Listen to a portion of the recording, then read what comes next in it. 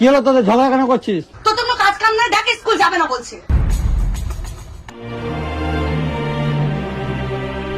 School কেন যাবি না বলছিস? দাদা আমাকে না ভয় লাগছে, কিছু রাস্তার ছেলেগুলো আমাকে নোংরা চোখে দেখে। আজকাল মেয়েদের সাথে কত কি খারাপ হচ্ছে। কিছুদিন আগে একটা মেয়ের সাথে রেপ হলো, তুমি তো সবই জানো। এগুলো কি বলছিস? এগুলো তো হতেই থাকে। আচ্ছা এই ঘটনাটা যদি আমার সাথে হতো?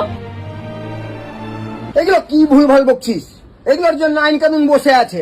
কোন আইন কানুনের কথা বলছো তুমি? যে আইন কানুন টেবিলের নিচে টাকা নিয়ে পাতা উল্টে দেয়। বেশি বেশি বলছিস তুই।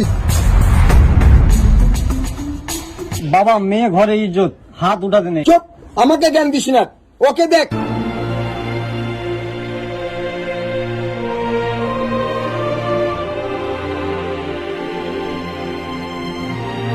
কি করছিস এগুলো তুই? এগুলো হচ্ছে আমার পছন্দের জামা কাপড়। এগুলো যখন আমি পরি, পাড়ার লোক বলে দেখ মেয়েটা কত ছোট জামা কাপড় পরেছে। সবাই আমাকে খারাপ নজরে দেখে।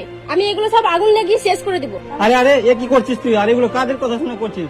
ওদের ছোট বোন ছোট কাপড় পরলে ওদের বোন, আর অন্য কারোর বোন পরলে ইস মালটা কি সেই। এদের নজর কখনো তুই পাল্টাতে পারবি না বোন। কখনো কখনো মনে হয় আমি নিজেকে শেষ করে দিই। যখন তোকে কোনো ছেলে খারাপ কথা বলে, খারাপ নজরে দেখে, চুপচাপ চলে যেতে পারিস না? চুপ থাকবে, চুপ থাকবে। চুপ থাকাটা তো মেয়েদেরকে কমজোর করে দিয়েছে। কেন চুপ থাকবে? ও সঠিক উত্তর দিতে পারবে না। না দাদা, আমাদের অত সাহস নেই।